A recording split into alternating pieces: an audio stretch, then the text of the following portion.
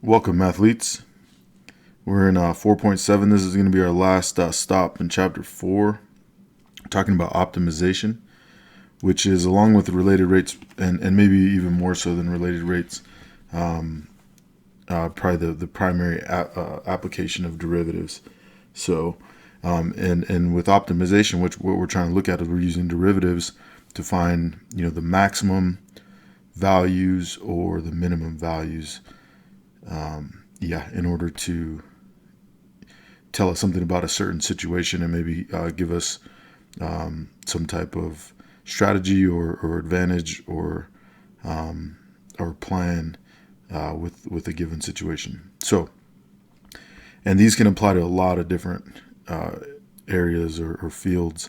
Like here, we're talking about gardening or really kind of constructing, making a structure or building something, and basically the overarching umbrella here is geometry. So you can use it in geometrical situations where you're trying to maximize an area, maximize, maybe even a volume or things like that. Also, you can use it in finance, in different situations like that. So we'll see a few as we go through here.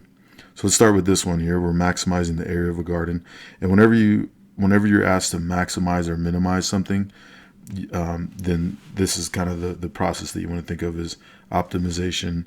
And really, it's all about extrema, right? We're trying to find the highest or the lowest points. And so we're going to basically just use the skills that we've been learning with extrema and apply those to these real life situations. All right, so here we have a rectangular garden that's going to be constructed using a rock wall as one side and wire fencing on the other. Okay. Given 100 feet of wire fencing, determine the dimensions that would create a garden of maximum area. And then what is the maximum area, right? Okay, so we're going to try to determine the dimensions and then find the area. All right, so those are two things. And dimensions, if we're talking about a rectangular garden, our dimensions will be length and width, right? So that's what we're trying to find here. So first thing we want to do is just kind of draw a diagram or kind of visualize the situation. So we have this rock wall, right? So here's the wall. Okay. And then we're going to try to use this 100 feet of fencing to make a rectangular garden. And there's a lot of ways we can go with this, right? We could say that, if we're using 100 feet of fencing, we could break this a lot of different ways. The kind of the narrowest garden would be if we use 1 and 1 on either side and then made this 98, right? That would be a way to use the 100 feet of fencing. Or the widest we could get it, and this is using a whole number of values, right?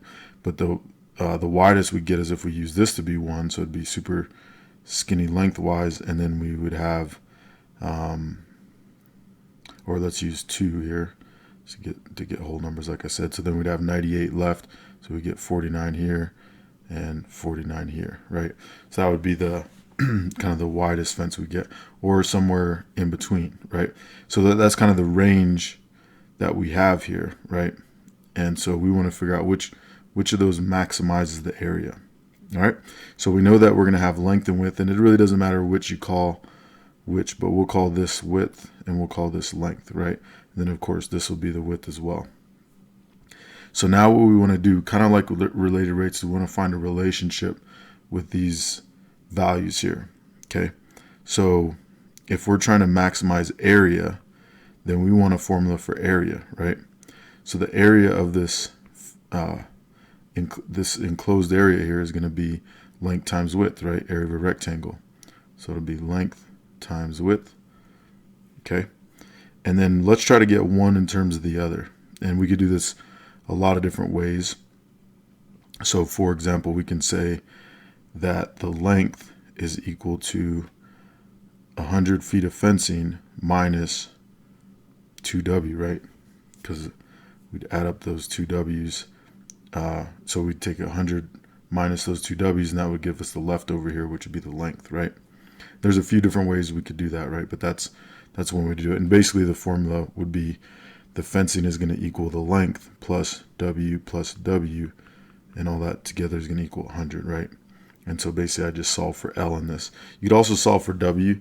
If you solve for W, though, you're going to get 1/2 L, and that's fine, but you'd be messing with fractions. So all right, so let's see.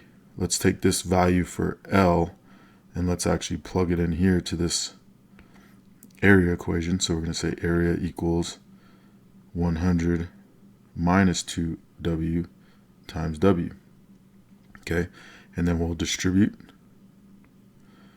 And so we'll get area equals 100W minus 2W squared.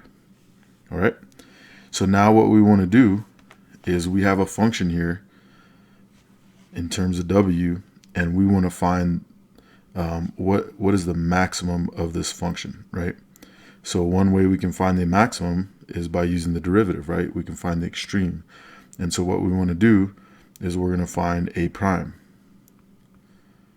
Okay, so A prime would be 100 minus 4W, right? So derivative of 100W is 100. Derivative of negative 2W squared is negative 4W to the first. Okay, now we're going to set this equal to 0 and solve for W, right? And that'll give us a critical point. So I'm going to add 4W to both sides.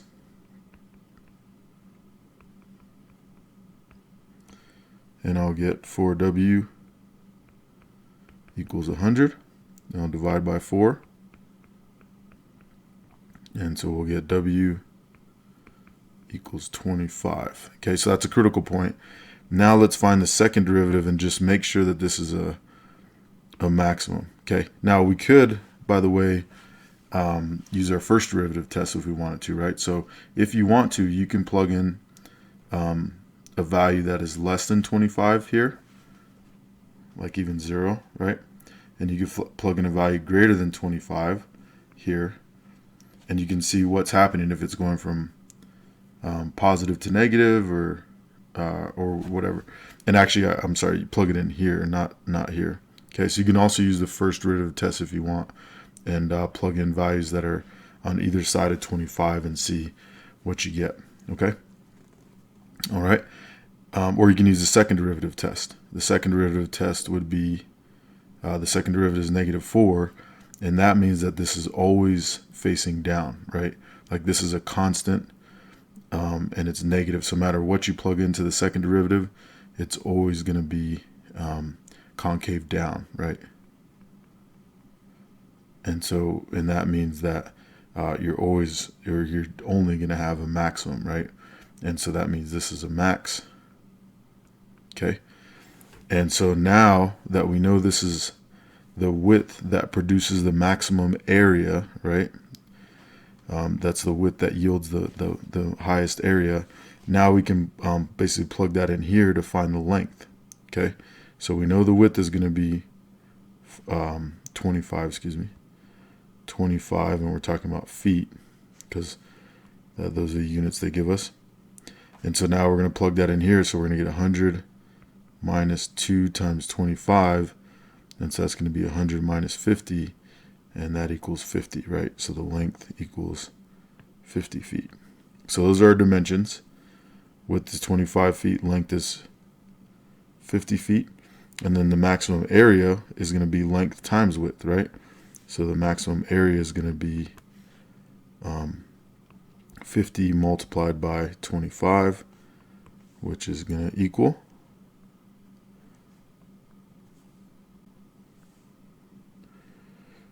1,250 square feet, right?